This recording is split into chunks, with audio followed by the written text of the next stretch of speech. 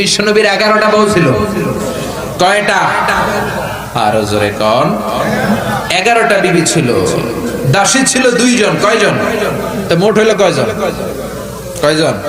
আমরা একজনের জ্বালায় অস্থির, জীবন দিয়া ফেলাম, মইরা যাবো, এরকম অস্থির কথা আমরা বলি, ঠিক কিনা? বিশ্বনবীর স্ত্রী ছিল 11 জন, দাসী ছিল 2 জন। মোট কয়জন? প্রথম বউ হচ্ছে খাদিজা, খাদিজা বিনতে খুয়াইলিদ, 1 নাম্বার, ঠিক কিনা? তারপরে আয়েশা বিনতে আবি বকর, হাফসা বিনতে ওমর, জাইনাব নামে 2 বউ, জাইনাব বিনতে জাহাশ, জাইনাব বিনতে খুজাইমা, সাফিয়া বিনতে হুয়াই ইবনে আখতাব, সাউদা বিনতে জামাআ, জুয়াইরিয়া বিনতুল হারিস, মাইমুনা বিনতুল হারিস, উম্মে হাবিবা রমলা বিনতে আবি সুফিয়ান, উম্মে সালামা বিনতে আবি উমাইয়া। এই 11 জন বউ ছিল। সুবহানাল্লাহ। 2 জন দাসী ছিল, একজনের নাম রাইহানা বিনতে যায়েদ আন-নাদারিয়া, আরেকজনের নাম মারিয়া বিনতে শামাউন আল-কিবতিয়া। চিল্লায় পড়েন আল্লাহু আকবার। অনেক ইহুদি খ্রিস্টান নাস্তিকের দলেরা বলে, নাস্তিকের বাচ্চারা বলে বিশ্বনবী নাকি নারী পূজারী ছিলেন, নারীর দেহভোগ করার জন্য এতগুলো বিয়ে করেছেন। কপাল পোড়া, একটা বিয়ে বিশ্বনবী নিজের মন গড়া করে নাই, করেছেন কার আদেশে? জোরে বলেন, কার আদেশে? বিশ্বনবীর প্রথম বিয়েটা যখন বিশ্বনবী করেছেন বয়স ছিল কত? সবাই বলেন। বিশ্বনবীর বয়স ছিল 25 বছর। আর বিয়ে করেছেন খাদিজাকে, খাদিজার বয়স ছিল কত? 40। শুধু 40ই না, এর আগে খাদিজার আরো 2টা বিয়ে হয়েছে। এরকম একটা বয়স্কা নারীকে বিয়ে করেছে তাগড়া 25 বছরের যুবক মুহাম্মদ সাল্লাল্লাহু।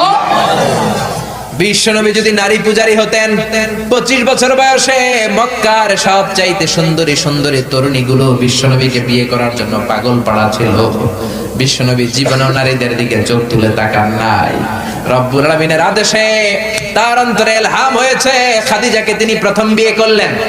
25 বছরের তাগড়া যুবক বিয়ে করলেন, 2 বার তালাক খাওয়া, অনেকগুলো সন্তানওয়ালা একজন মহিলা, প্রৌঢ়া নারী খাদিজাকে। সুবহানাল্লাহ। 4টা কারণে বিশ্বনবীর এতগুলো বিয়ে হয়েছে। কয়টা? একটা এডুকেশনাল কজ, একটা সোশ্যাল কজ, একটা পলিটিক্যাল কজ, একটা লিগ্যাল কজ। 1 নম্বরে হচ্ছে এডুকেশনাল কজ। জেনে নেন কেন বিশ্বনবী এতগুলো বিয়ে করেছে। মন গড়া করে নাই, আল্লাহর আদেশে করেছে, ঠিক কি না? 1 নম্বরে এডুকেশনাল কজ। নারীদের বিভিন্ন গোপন মাসালা বিশ্বনবীর কাছে এসে মহিলা সাহাবারা জিজ্ঞেস করতে পারতো না লজ্জার কারণে। এজন্য আল্লাহ বললেন, ও নবী বেশি বেশি বিয়ে করেন, আপনার বউয়ের সংখ্যা হবে 13 জন। মদিনার সব মহিলা সাহাবীগুলা এসে আপনার বিবিদের কাছ থেকে মাসালা শিখে যাবে। লজ্জাকর মাসালাগুলো নবী আপনার কাছে এসে জিজ্ঞেস করা দরকার নাই, আপনার বিবিদেরকে আপনি শিখাবেন, আর বিবির কাছে এসে এসে মদিনার মহিলা সাহাবারা শিখে ইসলাম প্রচার করবে। চিল্লায় কোন আল্লাহু আকবার। এটা হচ্ছে 1 নাম্বার কারণ এতগুলো ওয়াইফ হওয়া। 2 নাম্বার কারণ হচ্ছে সোশ্যাল কারণ। আমার নবী সামাজিক ছিলেন। বিশ্বনবীর রাইট হ্যান্ড ছিল আবু বকর, এই জন্য ডান হাতটাকে শক্ত করার জন্য আবু বকরের মেয়েকে বিয়ে করলেন। বিশ্বনবীর বাম হাত ছিল সাইয়েদনা ওমর, বাম হাতটাকে আরেকটু মজবুত করার জন্য ওমরের মেয়ে হাফসাকে বিয়ে করলেন। ইসলামের 4 জন খলিফার 2 জন বিশ্বনবীর শ্বশুর, বাকি 2 জন বিশ্বনবীর জামাই। সুবহানাল্লাহ। আবু বকর কিন্তু বিশ্বনবীর শ্বশুর, ওমর ফারুক কিন্তু বিশ্বনবীর, আর উসমান আর আলী ছিলেন বিশ্বনবীর জামাই। সুবহানাল্লাহ পড়েন। 2টা কারণ গেল, একটা এডুকেশনাল, একটা গেল সোশ্যাল। 3 নম্বরে হচ্ছে পলিটিক্যাল কজ, রাজনৈতিক কারণে। বিশ্বনবী ইহুদিদের দুর্গ খায়বারে আক্রমণ করেছেন। আল্লাহু আকবার। খারিবাত খায়বার, খায়বার ভেঙে চুড়ে মেসাকার করে দিয়ে ইহুদিদের সাথে যুদ্ধে বিশ্বনবী বিজয় লাভ করে ফেললেন। ইহুদিদের সর্দার হুয়াই ইবনে আখতাব হ্যান্ডকাফ পরে বিশ্বনবীর সামনে এসে দাঁড়িয়েছে। বিশ্বনবী ছিলেন দয়ার নবী, মায়ার নবী। সাহাবারা বললেন, ও নবী, হুয়াই ইবনে আখতাবের একজন কন্যা আছে, বিধবা। বিশ্বনবী মনে মনে ভাবলেন, শত্রুর এই মেয়েটাকে যদি বিয়ে করি, শত্রুর দল হয়ে যাবে আমার শ্বশুর বাড়ি। সুবহানাল্লাহ।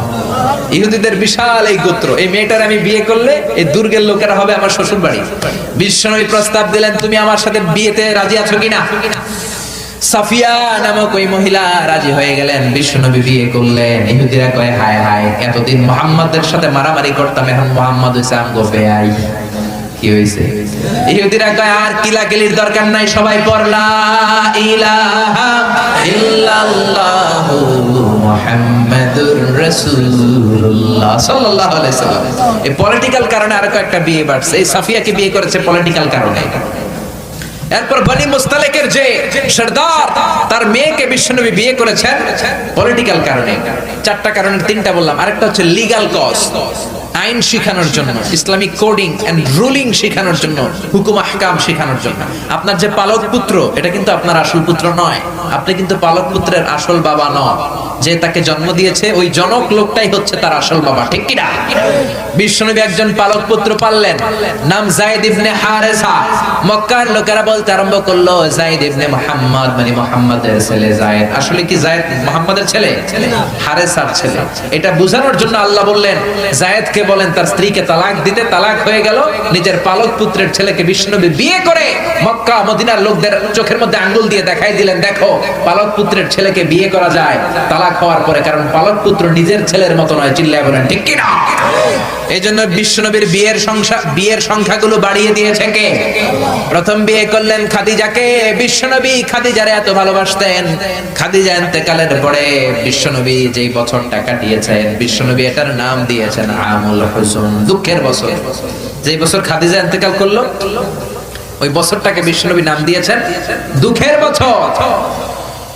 বিশ্বনবী খাদিজারে এত ভালোবাসতেন, দোয়া করার সময় বিশ্বনবী চোখের পানি ছেড়ে দিয়ে আল্লাহরে বলতেন, আল্লাহ কিয়ামতের ওই কঠিন দিন, যেদিন মা ছেলেরে চিনবে না, বাবা মেয়েরে চিনবে না, বন্ধু বন্ধুরে চিনবে না, পীর সাহেব মুরিদরে চিনবে না, মুরিদ পীর সাহেবরে চিনবে না, ওই কঠিন দিন আমি যেন আমার খাদিজারে ভুলে না যাই, ওই দিন যেন আমি আমার খাদিজার কথা মনে রাখি। মা আয়েশা খাদিজাকে নিয়ে খুব গায়রাত করতেন, মানে হিংসা করতেন। একদিন বললেন, ও নবী, বারবার ওই বুড়ি মহিলার কথা বলেন কেন? ওই বুড়ি তো কবে মরে গেছে, বুড়ির পরে আমাদেরকে আল্লাহ আপনার বউ বানিয়েছে, আমাদেরকে পেয়ে কি আপনি খুশি নন? ওই বুড়ির পরে সুন্দরী সুন্দরী বিবিকে আল্লাহ আপনারে দান করে নাই। বিশ্বনবী মা আয়েশার থুতনিটা ভেবে চেপে ধরলেন, কোনোদিন কোনো বিবির গায়ে হাত তোলে না, এই প্রথম আয়েশার থুতনিটা চেপে বললেন, আয়েশা খবরদার, খাদিজার বিরুদ্ধে কোনোদিন এরকম হিংসাত্মক কথা বলবো না, খাদিজার মতো আমি একটা বউ পাই নাই। চিল্লায় বলেন আল্লাহু আকবার।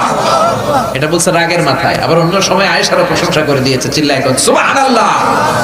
খাদিজা যখন ইন্তেকাল করে বিশ্বনবী গোসল করালেন, কাফন হলো, দাফন হলো, কবর দিলেন, নিজে দাঁড়িয়ে দোয়া করলেন। খাদিজাকে কবরে দেওয়ার পরে সাহাবারা ঘরে ফিরে যায়, বিশ্বনবী যায় না। আবু বকর বললেন, ও নবী চলেন ঘরে ফিরে যায়। বিশ্বনবী বললেন, আবু বকর তুমি যাও, আমি যাব না, কারণ যেই মহিলাটাকে এইমাত্র কবরে শোয়াই দিলাম সাধারণ কোন মহিলা না, আমার বিপদের দিনের সঙ্গিনী খাদিজা। মক্কায় যখন আমার কেউ ছিল না তখন ছিল সে, যখন আমার কেউ ছিল না তখন সাথী খাদিজা। কেউ আমার আশ্রয় দেয় নাই, অর্থ দেয় নাই, শেল্টার দেয় নাই। খাদিজা আমব্রেলার মতো, ছাতার মতো, মেঘের মতো আমাকে সব সময় ছায়া দিয়ে রেখেছে। মক্কার লোকেরা আমারে 3 বছর জেল খাটালো, ওই জেলখানার ভিতরে কেউ যায় নাই, খাদিজা গিয়েছে। আল্লাহু আকবার। 3টা বছর খাদিজা আমার সাথে জেল খেটেছে আবু বকর। পৃথিবীর কোন মহিলাকে রব্বুল আলামিন আরশের উপর থেকে সালাম দেয় নাই, একটা নারীকে শুধুমাত্র আরশের উপর থেকে আল্লাহ সালাম দিয়েছে, সেটা হলো আমার এই খাদিজা। সর্বপ্রথম যেই নারী আমার হাতে হাত রেখে কালিমা পড়েছে এটা হলো আমার খাদিজা। ও আবু বকর তুমি ঘরে ফিরে যাও, আমি যাব না, আমি নবী দাঁড়িয়ে থাকবো।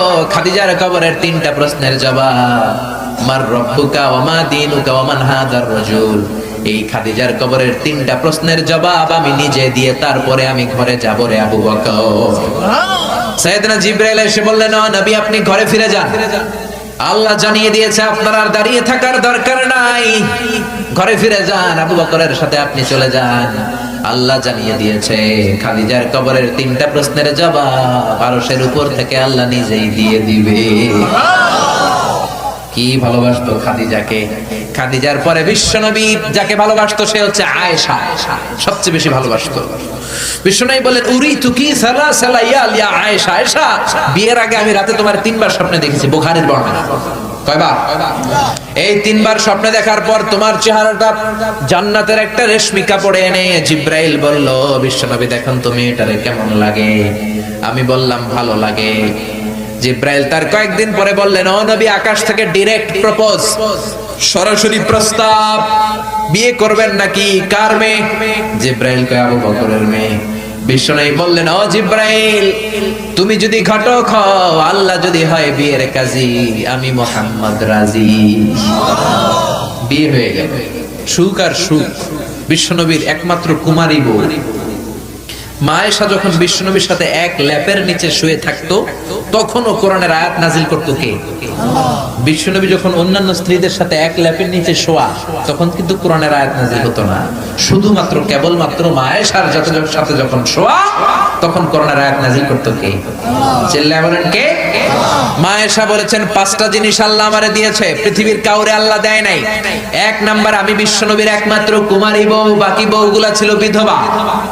আমি ছাড়া বিশ্বনবীর কোনো কুমারী বউ ছিল না। 2 নাম্বার, আমার ঘরে বিশ্বনবীর কবর। যারা হজ উমরা করতে যান, বিশ্বনবীর সালাম পড়তে যান, এখন এটা মসজিদে নববীর ভিতরে অ্যাটাচ হয়েছে।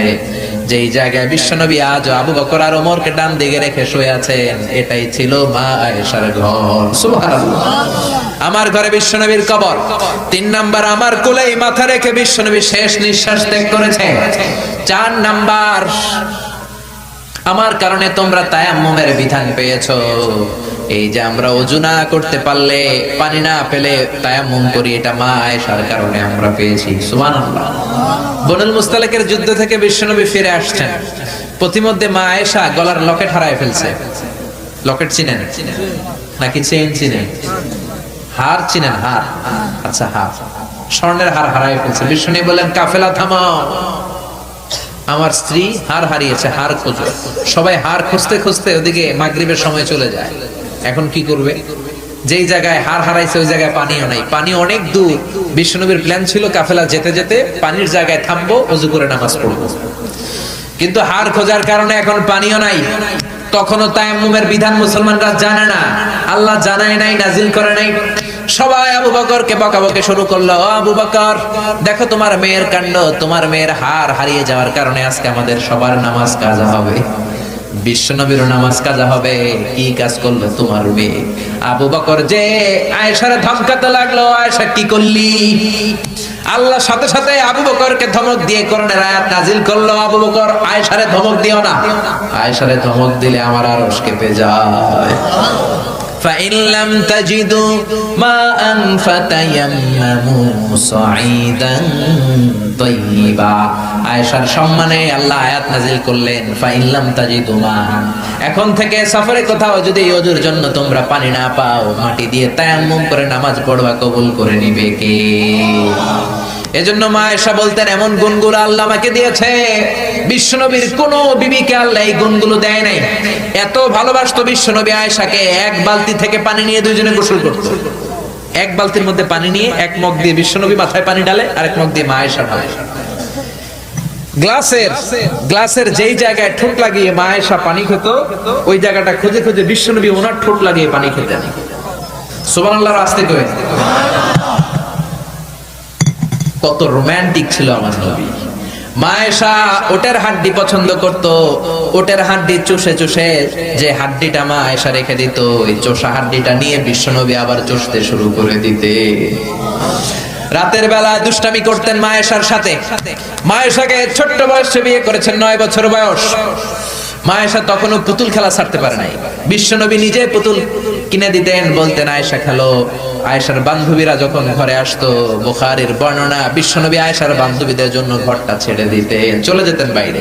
আয়েশা তার বান্ধবীদেরকে নিয়ে খেলাধুলা শেষ করলে আবার বিশ্বনবী ঢুকতো। চিল্লায় এখন সুবহানাল্লাহ।